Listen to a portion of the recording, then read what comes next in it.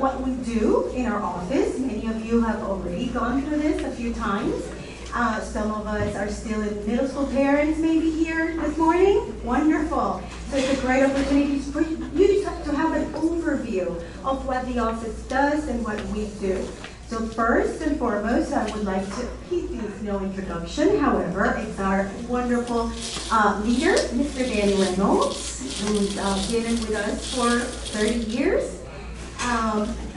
Ms. Brittany McCabe, and some of you might remember her from the classroom. She was our 6th grade social science teacher. Mr. Matt Levin, and last but not least, because without her, nothing happens, is Ms. Fabi Matelier. She's the first face that your kids will always see whenever they come see us. And they usually talk to her first for an appointment, for questions, and anything like that. She will be first. So, with that said, what happens is we use things that sometimes I do get this question, which is interesting. So what do you guys do? What is it exactly that you do? Well, one of the things, obviously, if you look at it, in some schools are called guidance counselors. Now, this is an interesting role for us because, yes, we do guidance. We guide your students through this college admissions process, which I think you're going to hear from one of our international parents, which I love, because it's very different from what they probably went through when they were students in their countries, because it's truly a process. And we are here to guide them, right? We are here, most of all, to support them in the process. We are here to answer questions. We are here to be their cheerleaders. We're here to offer them information. Anything that we can do to help them through this. And yes, there are many times that we're also those counselors that offers that word of wisdom, word of advice, everything is going to be okay, you don't need to worry. And I'm not only talking about students, because we do it with you guys too. And it's actually one of the things that we love the most. It's just because we feel very strongly that this is a partnership. I know we always talk about partnerships, but this truly is. It's like once the mom, dad are here in front of us, we want to make sure it's like we are here in this together to let you know that we want to hear from you. We want to know about what is happening at home, the conversations, the anxieties, the conflict, whatever that might be, so that we can help you also through it and get to be a very successful process for your students and for yourself as well. It's a matter of directing you also to the right resources.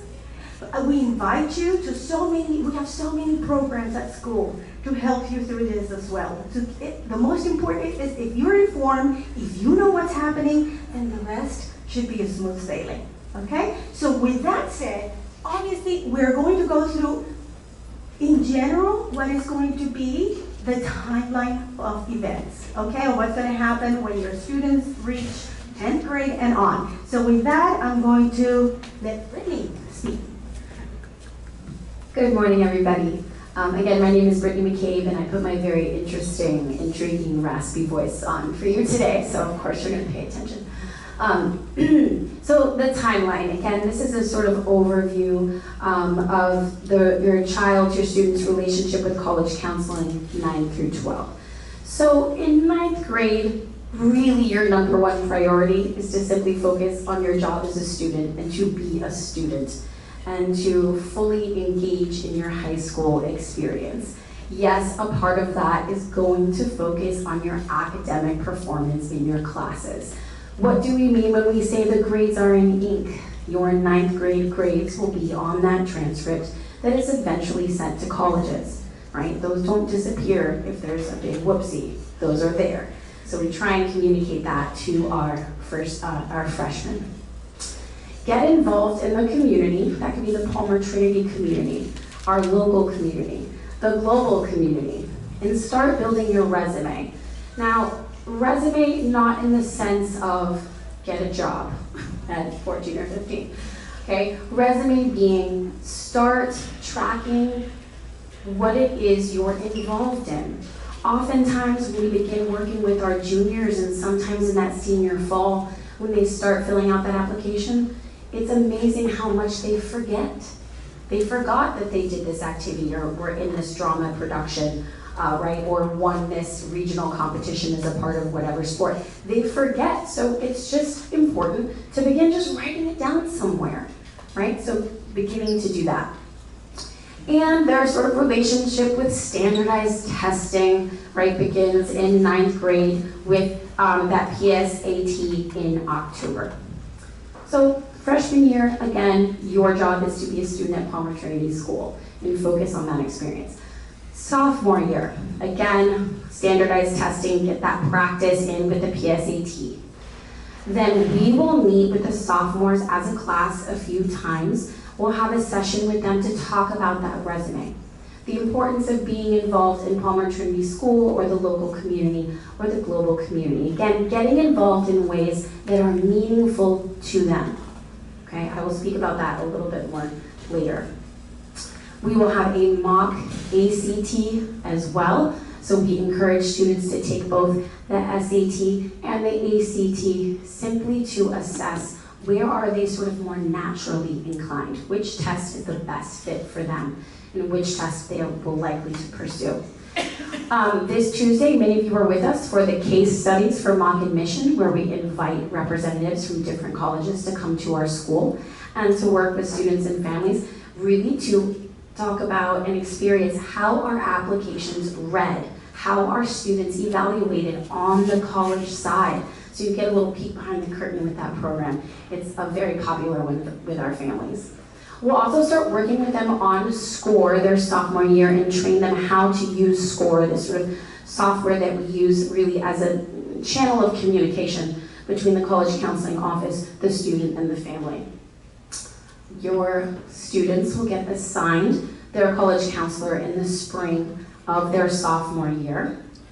And we will then again meet with the 10th graders as a college counseling department and really begin getting in SCORE and encouraging them, like I said before, to begin inputting their activities. Start tracking your activities and achievements now so that senior fall, you don't have to worry about what did I do, I've forgotten everything. So we really work with them hand in hand to really begin tracking those activities and what they're involved in.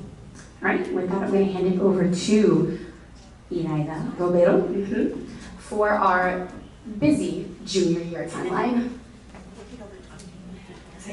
Okay, so we move goes really quickly. We move forward to 11th grade, which always the parents say, oh, this is the most important year. Now I say it is important because I always feel, after so many years teaching and I'm working with high school students, I always tell them, junior year for us is so important because I feel it's the year where they kind of land.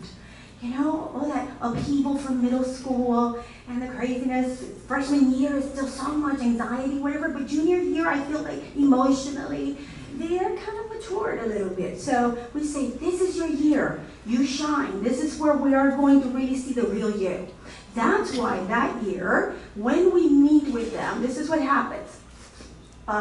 Fall. They're going to be taking again the PSAT in October, because that is still a thing. And that test in October, the PSAT, is called NMSQT, which is the National Merit Student Qualifier Test. What's that? Okay, that's the test we say take it seriously because the College Board actually, depending on the score on that practice test, your student can become a National Merit Qualifier.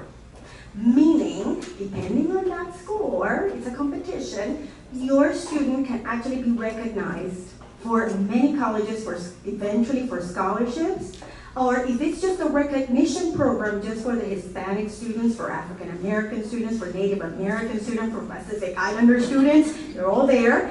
It is important because many times, many colleges and universities actually take that to offer them scholarships for some colleges. Not all colleges, but for some colleges. So we tell them, please take that seriously, because someone's like, it's practice. I'm not gonna, but please do, because it might be an opportunity for them in the future, all right? Then we move right along, and we are going to invite them as juniors to start coming to our offices through SCORE. They will see how many colleges and universities are going to be visiting us. So it's an opportunity for them to actually sit one-on-one with a representative from these colleges and universities. They said, oh, they're not going to remember me. Yes, they will. Basically, it's a wonderful time for you to actually ask the questions, understanding. It's like, maybe this is a good fit school. Maybe this is a school that we've been talking about at home, you know, at dinner. And this is a time that it's like, you know, it's not a big college fair. It's you and that representative in our offices. So we tell them, these are the schools that are coming, and you guys will probably know because we advertise them when they're coming. So you will also know which colleges are going to visit us, and it's a very, very busy fall for the juniors and seniors. So they're all invited to come and meet with them at that time. Then we are going to move right along into the spring semester. That's when we say, this is it. This is a very important time. This is when you're actually going to sit for real for the SAT or ACT. By that time, remember, they already would have taken those practice tests, so they kind of have a good idea which test is best for them, or sometimes it could be none of them, right? And that's okay too, because luckily for us, the world has turned, and many schools are now, as you all know, test optional. What a wonderful opportunity too. And that is, people think that this just came out of the pandemic. No. There are many schools, over hundreds of colleges and universities that have been test optional forever, all right? So it's not a new thing because of this, no. So it's just a lot of schools are just getting on board with this situation. So that might be something that for you also is like, oh, that's one less thing that we need to worry so much about, right? So next wonderful important thing is going to happen is a meeting with us. And that's the time that we will tell you we're going to be sending, listen to this, we're going to be sending a survey. So be on the lookout during that time. You are going to be getting a survey for you and for your student. And please, if you don't get that survey by that winter, that December, when you go off to your vacation, whatever, you come back, there should be a survey. We need those. We need those. We need you to, that's your, kind of your homework. For you to fill it out and for your son or daughter to fill it out as well. Because that's really your formal introduction to us, for us to have a little glimpse of who you are, what are your expectations, and who your student is. Once we get that, immediately we will be forwarding you an invitation to come and meet with us on a one-on-one. And basically it's an opportunity for us to get to know you as a family, to understand better what is it that are your expectations and your hopes and dreams for your little nugget, so that we can better then guide and assist, support your student, right, in the process. So that's going to happen at that moment. Then we're going to go ahead after that meeting, after we know better, through SCORE, we are going to suggest colleges and universities. Because you say, like, who does that? Because my kid doesn't know anything about any colleges. So we say, based on what we know, together we have visited hundreds of colleges and universities in this country and abroad. So we are going to actually suggest some colleges and universities. Over there, there's going to be the colleges and universities that you guys also are thinking about. And in the end, the goal is to have a balanced list of schools. There's no magic number in terms of how many should they apply. That is a very personal process that we're going to have with you and us and your student, of course, to decide what is the right number of colleges we should actually apply to. So that's going to happen at that moment. Once you have that list, your job, not yours, your student's job is to research. Why this school? And that is the opportunity that you say, maybe we'll have a little college trip, right? And you say, hey, are you offering a college trip from your office that you're actually sponsoring? Or do we have to actually go with them? Parents sometimes say, no, I'm going to take them. I want to be part of this. It's sometimes really exciting. I like doing them. So you go, you visit, you ask the questions, you go on your tours, you see what the kids are like. Do I fit in here or not? You come back excited, it's like, yay. And then we say, okay, we have some winners. Like I said, who's the winner for the prom? So they said, I think these are it. By that time, the summer rolls around and we already want you to have a plan for your student, obviously. It's like we don't have a preference, but we do strongly encourage them to actually be active this summer, right? The summer right before senior year.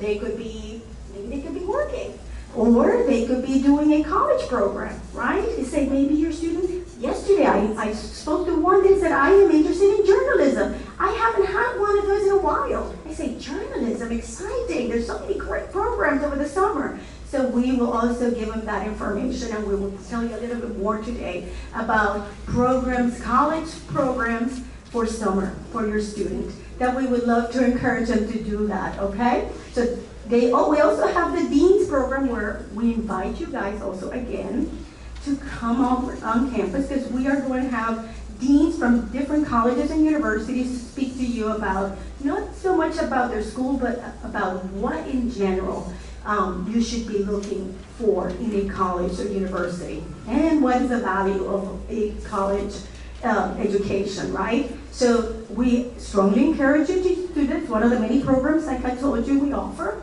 And then at the end, this is happening next month for our junior families, we will invite you to attend the Miami Invitational College Fair, where you will be at the big Radisson Mart, and be able to visit over 100, and right now it's like 170 different colleges and universities that will be there represented. So it's also a time for you to just touch base. You're someone to put your name, your student, not you. If you want to go back to college, why not? But for your student to actually just face-to-face with the person that's probably going to be the representative from South Florida. So we definitely, junior year, lots of things happening, and very exciting time as well. So with that, we move on to Mr. Levin.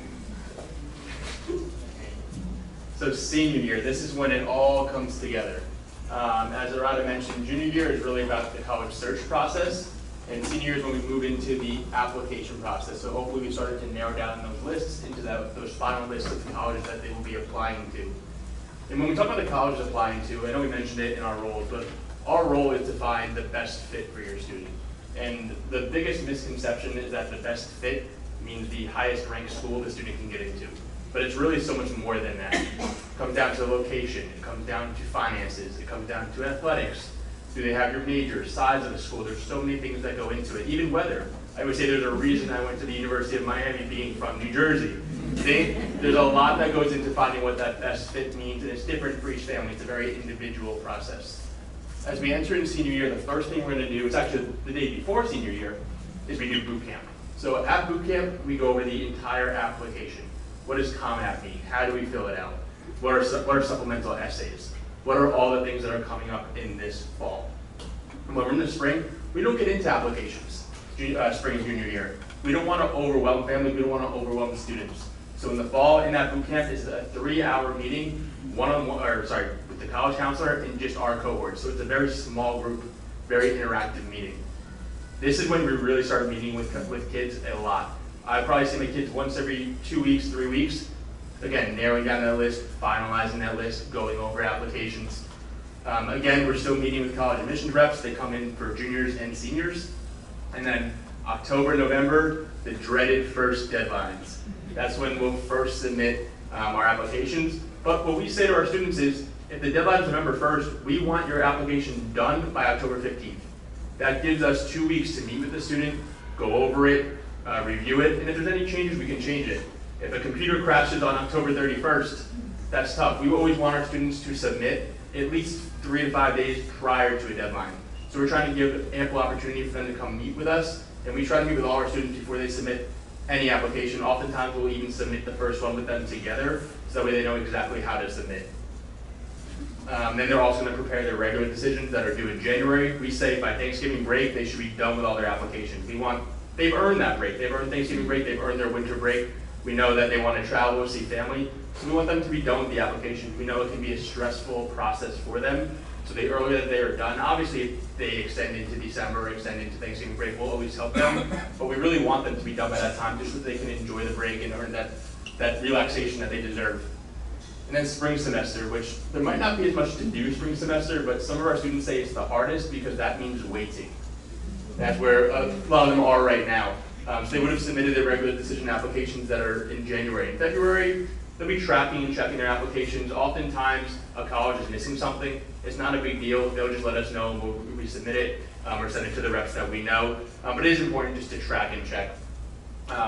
The other thing that's important at this point, both fall and spring semester, is their grades. Another misconception is that once they submit their application, that's it, senioritis, grades don't matter anymore, but they do. Colleges will look at their first semester grades. We send them as called a mid-year transcript, so in January we'll send over to colleges their first semester grades, and then even after they've been either offered admission, we'll still send their final grades in June. So it is very important that that upward trend and that track that they've been on for all three and a half years of high school continues on into senior year spring. And we like to hound them and remind them of that every time that we get to see them as seniors. And then ultimately, May 1st is when they'll make that amazing decision. May 1st is the date that they have to respond and deposit to the school in which they will ultimately enroll. So, yep, so my other job, I'm also the middle school athletic director, so I want to talk a little bit about athletic recruitment. And this is just a very overall and basic process and basic plan. Just like the college application process, athletic recruitment is also very, very individual, and it will be a different process, I'm sure, for every single athlete that intends to play a collegiate sport. Really, freshman and sophomore year, at that point, you're just trying to make a varsity team. You're going out there, you're competing, you're getting better. You're starting to meet with coaches if you think you might want to play in college and start to create a plan and a process that you'll end up following. You can fill out a recruiting questionnaire. So every college athletic department has a recruiting questionnaire on their website. I recommend filling it out. It's just a way for you to get inside their database. You'll start receiving news from them. It's the first thing that a college coach will ask you to do anyway if you are in contact with them. So just start to fill out those recruiting questionnaires. Begin creating game and highlight tapes. Here at Palmer, we are fortunate enough to be a Huddle Gold school. So what that means is anything that takes place in the gym or on Montana Field, our main field, is recorded through Huddle. And you're able to make a highlight tape through that. We are working on getting it for tennis, baseball, softball. As soon as we can. That technology isn't out yet, but as soon as that technology is out through Huddle, we'll have cameras on those fields as well. So there's always going to be an opportunity for students to have their film. Moving into junior year, that's when things really start ramping up. We'll register with the NCAA Eligibility Center. That's something that I will help them with. But any athlete that wants to play a Division I or Division II sport must be registered with the Eligibility Center. They cannot take a visit unless they are. They'll get an NCAA ID number, which coaches will be asking for. They'll create what's called an athletic resume. This is just helpful when starting to communicate with college coaches, just sending out, like Brittany mentioned, an academic resume. This is one purely for athletics. It just puts all your information in one place: GPA, your intangibles, somebody's height, weight, 40 time, achievements, awards, anything that has to do with athletics will go on that resume. And then we'll start contacting coaches, whether it be through your coach, yourself, email, myself. There's a lot of people that are involved with this, and we'll be reaching out to different coaches, just starting to express your interest in programs. The one thing that I do want to mention is that 10 years ago, it was much more common for college coaches to be on campus and recruitment based at the high school. That's completely different nowadays. Showcases and ID camps are really the most common place that college coaches will find their potential athletes. And that's just because a coach can go to one ID camp or one showcase and see 200 of the best athletes in the area, rather than having to go to 50 different high schools just in Miami to try to find those students. So it's really important that if a student does plan on playing collegiately, to start attending these showcases and ID camps. And that can be starting freshman year, sophomore year, and definitely junior year, because that's a really big year for them athletically. Then that plan that they created with varsity and club coaches, really you want to involve your coaches. They're the ones that have connections within that sport. They know a lot of college coaches. They have an idea of what division this particular student can play at, whether it's D1, D2, D3. So really creating that plan with their varsity and club coaches is going to be important. And then senior year, just like the applications, we're going to send test scores to the NCAA Eligibility Center, though they are test optional as of right now.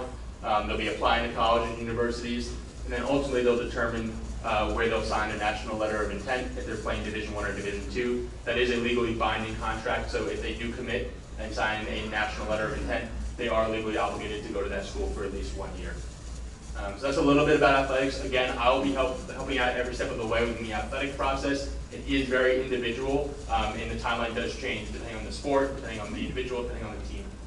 So just something to keep in mind. I'm going to go over back to Brittany, talks a little bit about summer. How's everybody doing?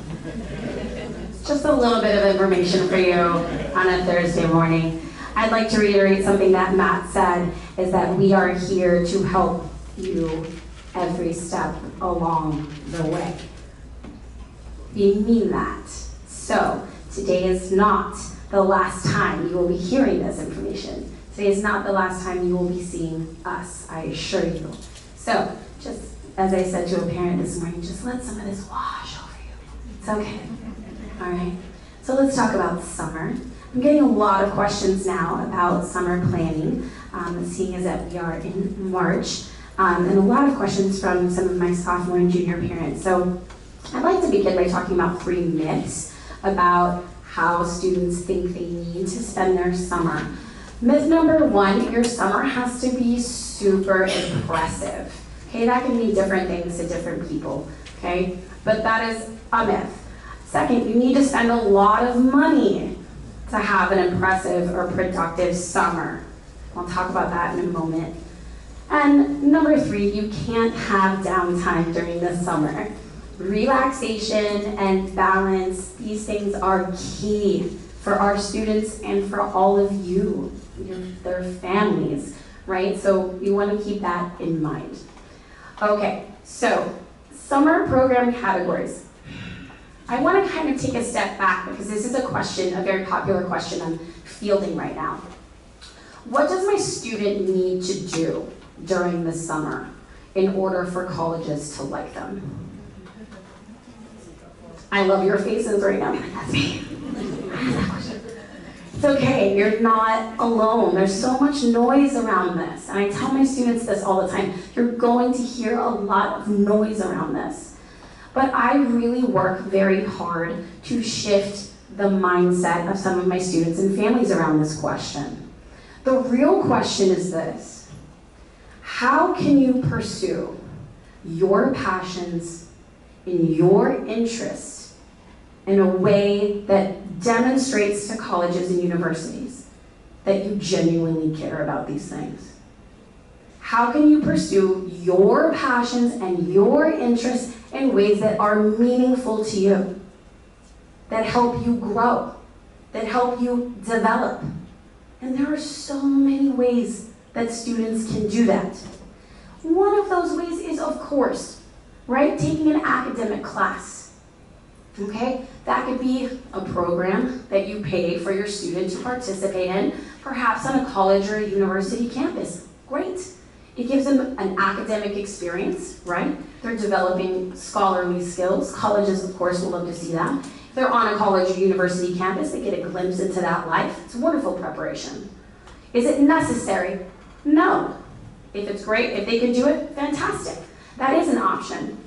Internships, look into your community. Look into the Palmer Trinity alumni community. Many of them are eager to provide internship opportunities for our students, right? So that's another great way. Perhaps get some work experience. Explore a potential career in real time. That's profoundly helpful. Even if it's like, whoa, Mom, Dad, I definitely don't want to do that anymore. Fantastic, that's great information. Okay, leadership. What are some activities where they can demonstrate their leadership? I have one student who actually is organizing a travel trip outside of Palmer Trinity with students from different schools, and they're going to do a service travel trip to Columbia this summer. She's organizing the entire thing. That's great. Why? Because she's passionate about it. She's not worried about her college application. She's not doing it for them. She's doing it for her and her community in Columbia. And that's what's so great about it. Travel. A lot of our students and families travel. How amazing, right? I would encourage students when they're traveling with their families to begin thinking, well, why is this experience meaningful, right? What am I doing on this trip with my family that is encouraging my personal or academic growth. It's a mindset. It's understanding that what you're getting to do is contributing to who you are, right? And how to articulate that. Visual and performing arts, we have so many creative students who are building and creating or painting or acting or singing. Of course, pursue your interests and passions, okay? That's a fantastic way. Obviously, community service, and not for community service's sake, okay? Another question, what's the minimum number of hours I need to achieve X, Y, and Z? Okay? I know why you're asking, I know why the students are asking, right? But I'm gonna invite you to think of it differently. What are service opportunities that you really care about that are gonna show up in other components of your application? Because then you're building a character narrative. It's a 360-degree view of who you are and what you care about, right? When colleges get the sense that you're there checking the boxes, they see that, right? Okay, get a job. I always tell some of my students, I'm like, bag some groceries, I don't know, work at a movie theater. They're like, but Ms. McCabe, that's not very impressive. I'm like, yes it is, because it shows that you're responsible, that you're trustworthy, that you're showing up to a job on time, right? That you understand the value of money and appreciate the value of money. They're like, oh, well, that's a spin. I'm like, it's the truth. Get a job. It's fine. Test prep. Depending on the year, please, parents of 8th and 9th graders, do not make your students start preparing for standardized tests this summer, okay? Maybe the summer after your sophomore year, that's usually our recommendation, okay, for that test prep. College visits, I love college visits. If you are traveling, is there a school nearby? Is there a college or university? Even if you've never heard of it before, or they have no interest in going to school in that particular place, go see it. Why not? Take a few hours, walk around campus, right? It's a great opportunity as well. So lots of different ways that students can spend their summer in creative ways, in meaningful ways that demonstrate their true passions, their interests, their values, right, their character. All right, so there are also different virtual options. There are quite literally thousands of courses now available online for our students. The vast majority of them are free, and there are also courses offered from colleges and universities as well. So that would be one opportunity. There are tons of virtual college tours, study skills courses, volunteer opportunities online. I believe a couple years ago we had a student who spent her Saturday mornings tutoring young children in Mandarin, right? Because she loved the language, okay? So those are some other virtual opportunities. You go to the next slide. Ooh, I'm so excited. Okay, so I'm going to pass it off to Mr. Reynolds, who's going to introduce our parent panel. Thanks, Britt.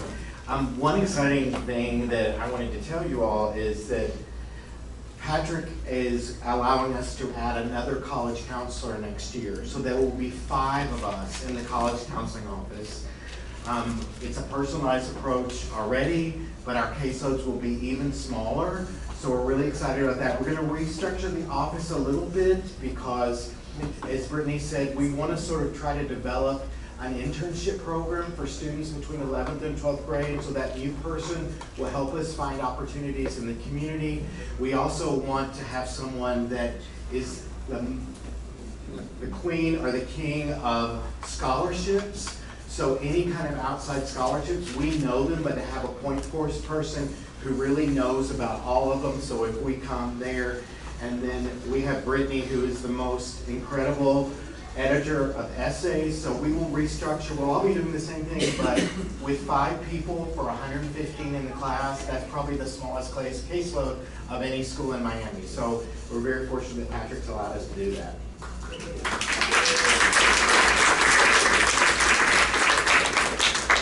I think with all of this process, it's also very important for you to hear from parents who've actually gone through the process, some multiple times, some first times, and they have very different perspectives of how it was with them, what it was like at home, and as Brittany mentioned with Lucas, are you right, I think, that being an international family and the American process is so different.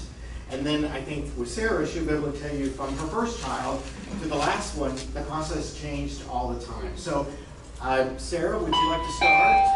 And then we'll go to Elizabeth and then Lucas. Sure. You want me to stand? Yeah. Hi, everyone. I'm Sarah Fumagalli. I have 4 children that have graduated from Palmer Trinity School. My youngest graduated last year, so it's my first year as an empty nester, and I can tell you that I miss this special school and this special place so much. So my kids are 24, 22, 20, and 18. My first 2 graduated from Vanderbilt, and then I've got a sophomore at Northwestern and a freshman at College of the Holy Cross, which is just outside of Boston. And as we speak, I'm hosting 5 college freshmen, male, in my now much smaller home. Many who are seeing Miami for the first time. So I will say it is a very different process for each one of my kids, and I think it's important to really focus on that individual student. My daughter did not want to look at any school north of the Mason-Dixon line. She didn't want to be any place that's cold. My son, who's a sophomore at Northwestern, can't get away from Lake Michigan. You can't dodge that bullet, and there are days when it's very cold, and he loves it. My youngest needed a small school, and some of what helped really ferret out the size of that school that was appropriate for him is what Brittany said. You happen to be in a city, and even if it's not a school that's necessarily on his list, if the enrollment is 10,000, it might be a good way to gauge, is that too big or too small? There's a big difference between a 2,000 enrollment school and a 3,000 enrollment school, because it's a 50% increase, and sometimes that means you have more than one cafeteria and more than one coffee shop or a broader study abroad program. But then I took him to a 15,000 school when we were on a college tour, and we walked around for about 20 minutes, and he said, "Mom, could you please cancel the appointment tomorrow? This is just so overwhelming for me. This campus does not stop, and I cannot see myself here." So they're all different. The process has changed dramatically. It changed between my 24-year-old and 22-year-old in terms of schools deciding, instead of being early action, a restricted early action, they would be more open and just a regular early action program, and that can totally change where you apply and when. And so that's when I really think it's important to lean on the fabulous expertise that you have with this college counseling team at Palmer Trinity. They study and know, and it's their job to understand these college policies year to year for admissions. They know the landscape, and it changes. COVID dramatically changed the number of applicants at each school when my younger 2 were applying to school, and frankly, it just became a lot more competitive and difficult to gain admission. And so I guess my last piece of advice that I would like to address, and it's kind of a myth, is whether or not you need a private counselor at this school. I think we are a generation of parents that are very active and involved, and we're fixers, and so we hear our friends at other schools may have hired a private college counselor, and we think, well, maybe I need that too. I want to give my student every resource that's available to them. But you can really do your student a disservice by inserting a third party into the process. Our kids are so busy these days, and you see how scheduled they are minute to minute. And the second you insert a private college counselor into the process, they are not going to meet with their Palmer Trinity counselor enough or as much. They need to form a solid, strong relationship with their Palmer Trinity college counselor, because that's the college counselor that writes their college recommendation. The college counselor recommendation and the teacher recommendations are such an important part of their application. I know this because I worked at University of Miami in undergrad admissions. They are very important pieces of information because they are so genuine and authentic in describing your student. And you want them to have a strong relationship with their college counselor here, and you want the college counselor here to be able to go to those teachers and say, you know what, this student is really unique in this way, or really wants to study this. Is there a way you could kind of highlight that in your teacher recommendation? A private counselor can't do that. A private counselor does not necessarily understand all the financial aspects of the college process, the FAFSA, merit scholarships, local scholarships like this team does. And I can tell you, after paying tuition bills for 4 kids, it's no joke. And then a private college counselor will not have the deep connections to these college admissions offices that this team does. This team will know, in some cases, whether or not your student is admitted before they do. And they will not tell you. And they cannot tell you. But the reason they know is because they have such deep relationships with these college admissions departments. And they can advocate for your student by calling them. They know who else in the Palmer Trinity class is applying to those schools, and they can help guide that college admissions office to say, look, you're getting 5 applications from Palmer Trinity Schools ED. And a private counselor doesn't have those inroads. So that comes up a lot. I'm asked that a lot. Did I hire someone? And the answer is no. I think my husband will tell you this team is the best in the business. And I don't think that's the case at a lot of other schools, and that's why parents feel the need for a private counselor. And there are a lot of schools that are so big, they don't have the level of personal attention that you do here. So that's my soapbox, my one big point.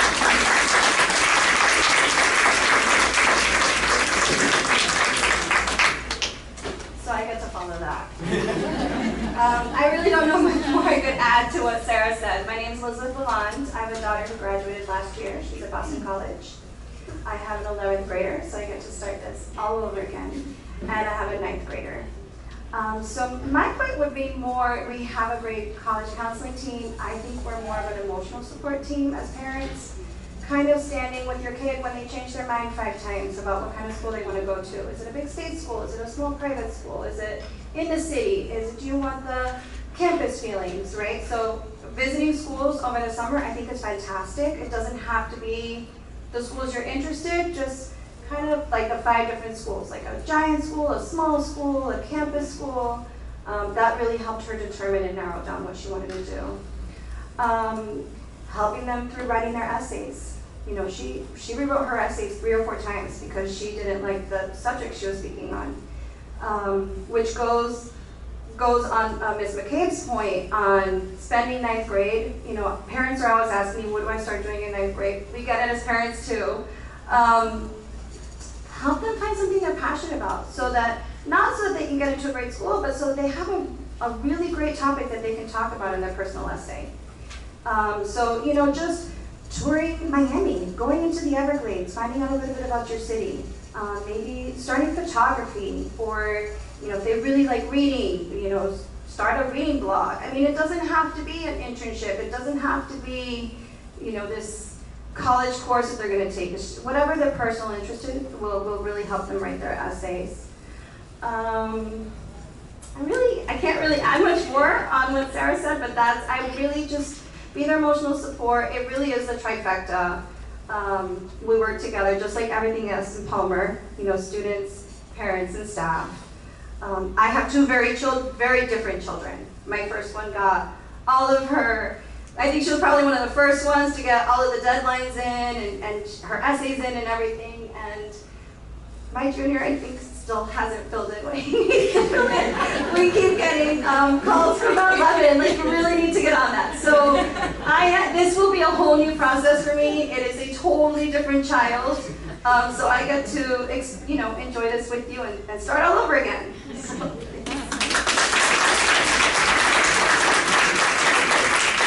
My name is Lucas Girotti, and for us, it's a little bit different. My daughter is Sofia Girotti, and she's in 12, and for us it's different because as international, we didn't know anything.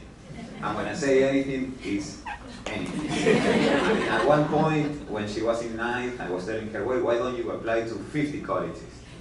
Because we didn't know what that meant. So, not knowing anything, it meant that this process really helped us. And it helped us in a way that we really let it go through. So, we didn't know about SATs, and the school did teach us everything. And the school did help Sofia with everything. At one point, as they were saying before, a lot of Sofia's friends from our school were getting private counselors and all those things. And we decided not to, because Sofia told us, okay, I have this system that I have a calendar, and whenever I need to do something, I can request a 15-minute, a 30-minute, a 45-minute appointment. I have the time I need. And we saw the progress. I mean, at the beginning, when she was in 11th, she had a list of colleges. And I remember filling up the application, and her list was, I want a big city, I want this, I want that. And her final list was totally the opposite. And when you see that there is something going in her, and we didn't do it. So her counselor was Ms. McCabe, and they did it. I mean, they worked together in her list. On the essay, I didn't even read the essay.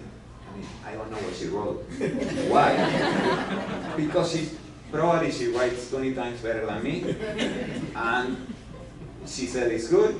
Ms. McKay read it. She gave it to another teacher to read it. They said that they liked it. She sent it. I mean, we really trusted the process, and it really worked for us. I really don't think that a private counselor is something helpful. I mean, you see parents that get it. I think that it's going to give a lot of conflicting information. In my case, I have another kid going into 8th grade, and I'm going into 9th grade this year, and I'm going to do it the same way.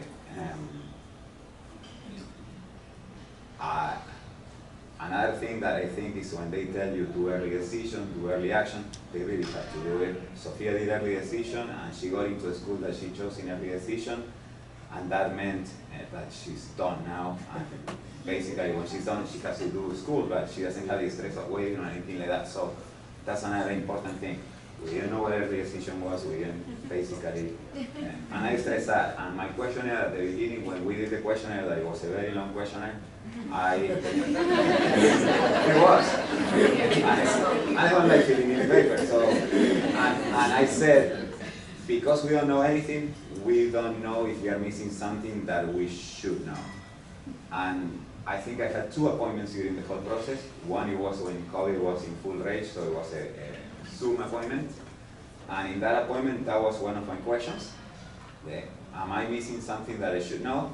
And the second appointment was later on in the process when Sofia was about to submit her application to see if she was really, or if she had really done a proper job on her application, and we got confirmation she did. And I think we did go to a couple of schools, not the ones that she applied. Probably that's why she applied to those, because she saw and she didn't like what she saw. But that's basically my advice is trust the process with the school. They know what they are doing. It's great that they are adding somebody else. They already had enough time, but it's more time.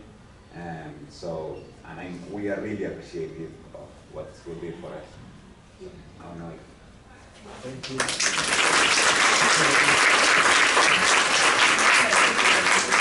Anyway, we have time for some questions. We have time for some questions. 6 minutes. Y'all want to come back up and? I have a question. Yes, ma'am. We have both 2 kids, one in 6th grade and another one in 9th grade. And I started to hear a lot of the SAT, I know it's optional, as you mentioned, the tutoring. Some moms that I know already have a tutor on standby on the wait list for their kids, and I'm like, I know it's optional. But it's kind of the craziness of, do you start tutoring? Do you wait for tutoring? I know it's optional. You have to do it, or we wait. So I have a question about that specific topic. I love your question. And I'm going to give you a response that you're going to hate, but you're going to hear more than anything else. It depends. Yes, it depends. The question is nuanced, but it's sort of when do you think it is appropriate to begin test prep? Yes. And how does that intersect with the reality of the test optional landscape that we're seeing at many colleges and universities? Is that an accurate representation? Perfect. Beautiful. My response stands as it depends. All right, so in Florida, we have a reality around testing, and that all of our public institutions, colleges and universities in Florida require a test score. UF, FSU, Florida Gulf Coast, FIU. Okay, so we do encourage all of our students to have a score, the SAT or the ACT. That is a reality. Okay. It is highly individual. Again, we're oftentimes looking for the magic formula, and it can be frustrating to understand or to grasp that there isn't one. But I will say this, these students, all of you as parents will hear what I typically refer to as a lot of noise. Everyone has an opinion and everyone has advice around prepping for standardized tests. I have some students who know their test-taking ability and are like, look, I know that my score is not going to be the thing that gets me into school. I'm going to try, I'm going to prep the best I can, I'm going to take it 2 times, and what I get, and I'm done. I have other students who, for maybe financial reasons, need to meet certain test scores to have access to scholarships. I've had students take the ACT 7 times. 8 times in order to get that score so that they have access to tuition help, and that's their reality. I have students who are applying to highly selective institutions that although they might be test optional, the vast majority of people applying to those schools submit scores. So the reality is that a strong score will strengthen the likelihood of an offer of admission. So honestly, in terms of test prep, there's a lot of factors involved. But again, as a college counseling office, when we speak with our students and families, we encourage students to begin their test prep journey the summer after their sophomore year. Yes, and then. Can you have a copy of this? It's being recorded, it's going to be on the website. Okay, or we just like the deck?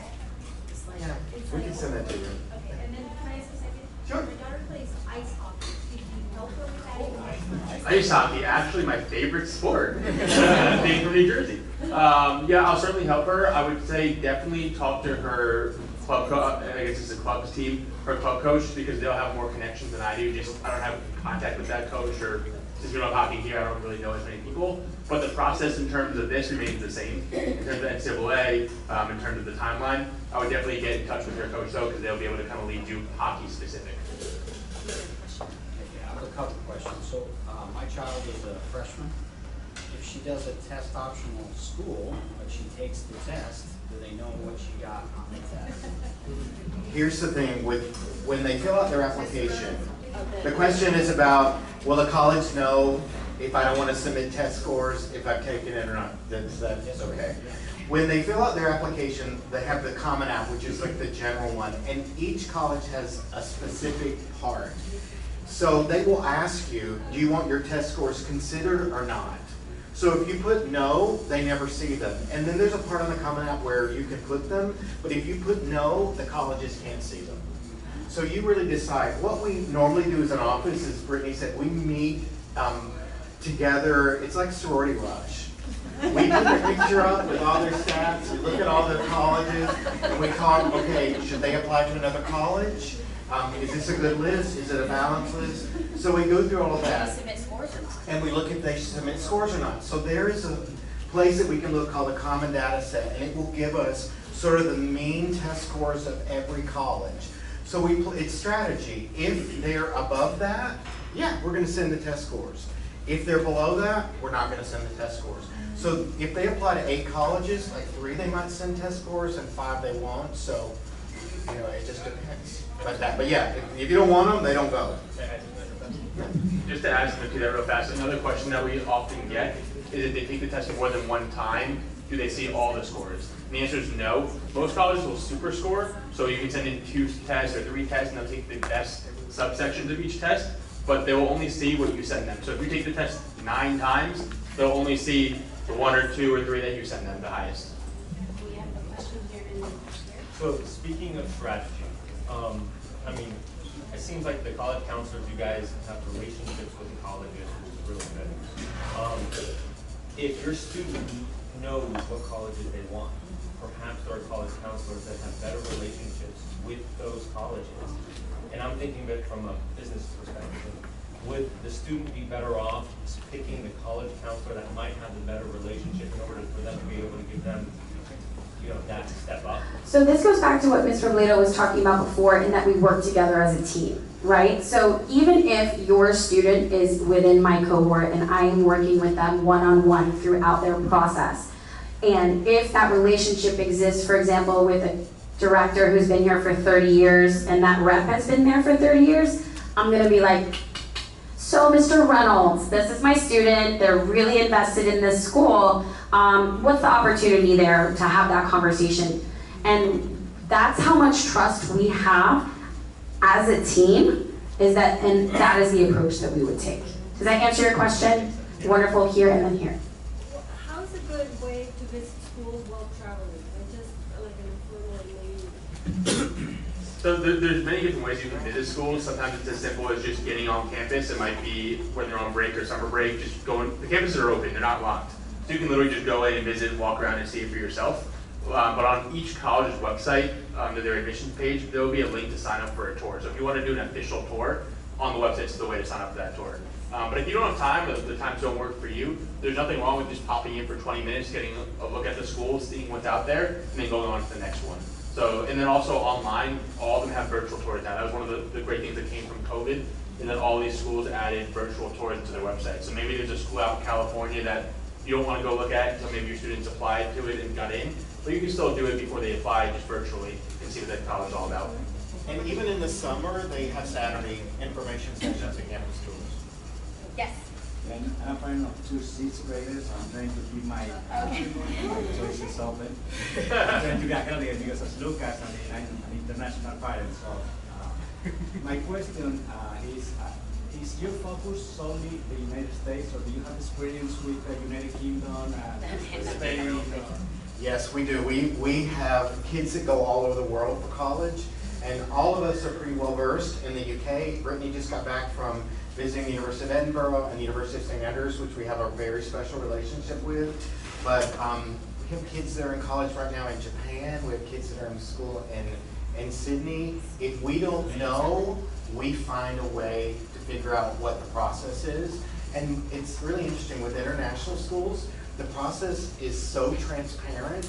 Like if you apply to the University of Sydney and you want to study psychology, they say you need 3 APs and you need 4s in these, and if you have it, you're in. They don't care if you're a good person. They just care those scores. It's the same way with the UK. They don't. It's all academic. So it's usually easy for us, no matter what country, to figure out what it is. But we've all had kids that have applied, in Europe and all over Latin America, Asia, all over the place. Thank you. Who's next? Yes, ma'am. As far as college tours, something that they spoke about the other night was, I guess it showed up on the application, was engagement. So, for example, if you know there's a few schools, top schools that are your top choices, is it beneficial to actually sign up for a tour versus maybe just show up on campus and walk around so that they know that you are there and you're showing that you're interested? The question is what if we are in a city and we want to visit schools, what is best? If we know we really want that college university, is it better for us to do a formal tour and chat with the admissions person? Or doesn't matter, should we just walk around anyway? So this is what we say. This is a school that you're really serious about, really interested, it's top in your list. Absolutely make it a more formal, because you are going to be there in the admissions office. You are going to be meeting with someone from the admissions office More than likely, there's going to be the same representatives that visit us as well. So we always, some schools are very keen on interest. So not all of them, obviously, but many of them are like, oh, he was on campus, and they took the official tour, and they've been in touch with us. Some of them they don't, but if this is for you guys and your student, it is a priority. This is one of my top 5, my top 3. I would say definitely, if you can, do it and make it a formal visit instead of just walking around. If it's just basically, well, we want to know, we want to see the campus, we want to get the feel of the campus, that's your option as well, all right? One of the things that we didn't talk about, but we will when you're juniors, is we have this program that we purchased called College Kickstart. And College Kickstart does a lot of things. But one of the things that I love about it, it creates a spreadsheet of all the schools the student is going to apply to. And it tells you in one spreadsheet, this is how much it costs to apply. This is when the application deadline is. This is how many extra essays you're going to have to write. And it also says, does interest matter at this school? Does it matter that I've been engaged?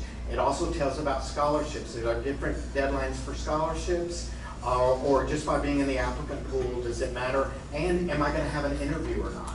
So this we do in May of junior year. They take it home. It also sort of rates their list, so it helps us to make sure that the list is balance. We call it sort of the come to Jesus moment, because when they put all their schools on it, it grades it as an A, B, C, D, or F list, and it helps us to know we need to add more schools that are sort of targets with that. So well, we do that in May, and then we turn it over to the students so they can play with it all summer long. Danny? Yes, ma'am. Can I ask that? Absolutely. Hi, so there are other ways too to show, they call it demonstrated interest, if you're interested in a school. And this team is awesome at understanding if the schools your kids are interested in want you to be present. But there are other ways too that don't involve traveling to the campus. It is oftentimes measured in clicks. So there are schools that put out weekly videos all fall on various topics, whether it be dining, financial aid, the arts. And those schools measure if your child has watched those videos. If you send an email to your admissions officer asking a well-worded question that is not where the information is not readily available on the website, but maybe something particular about that school, that is measured. If you write a thank you note, a thank you email after you visited the school. So my youngest son's school is called College of the Holy Cross. It's a small liberal arts Jesuit school outside of Boston. On YouTube, there's an awesome 50-minute video where the admissions counselor walks through, this is how we evaluate a candidate, and he talks about, there's this little pocket, this little category where they measure demonstrated interest. And it's a very transparent, and it's just one school, but it's an interesting view to kind of walk you through the process if you're interested. That's one thing that we do. We tell students during junior year, open the emails. Because a few years ago, we had a lot of students applied to Northeastern, and we were in shock about some of the outcomes. So we get on the phone and we call them, we're like, I don't understand why this and this and this, and they're very open with us, we know the rep very well. And she's like, Danny, why would we admit them? They never opened one of the emails that we sent them from junior year on. And they know. They know if you've opened it or not. So Northeastern, interest matters to them. Tulane, interest matters to them. So if they send you an email, and we have to tell kids because they don't operate like we do with emails, but yeah, that all matters. Yes, ma'am.